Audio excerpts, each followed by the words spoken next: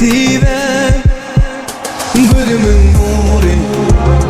Dünyar doğdu bugün ömrüm bolupdu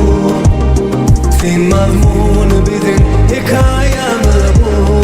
Hasıl bolmalı mecbu Biz kalkta ahlal olur Sebebi olur damı sen var ölümün nuri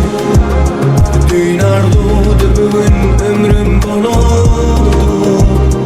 Sen mazmunu bizim hikayamı bu Hasıl bolmalı mecbu Biz kalkta ahlal olur Sebebi olur damı sen var ölümün nuri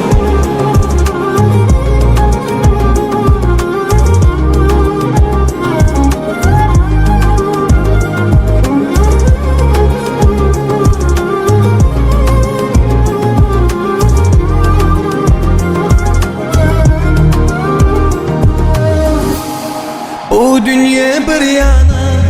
sevgimiz bir yana Sen bilindin bana daradı oğlu dünyada Ananın bir zada, doğru vak doğru adam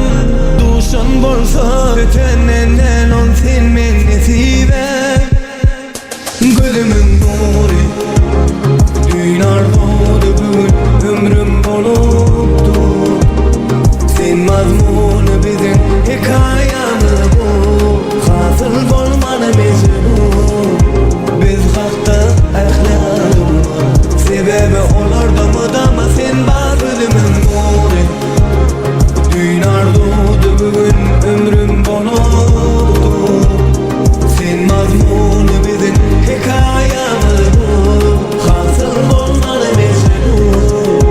Biz kalkta ahlal olur Sebebi olur damı sen var ölümün nuri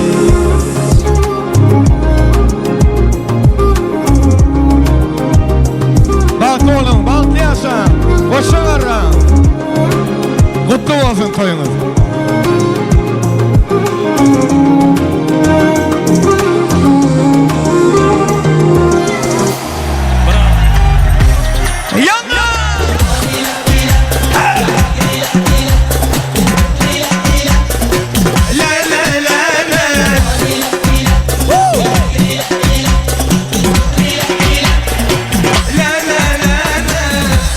Bring the action.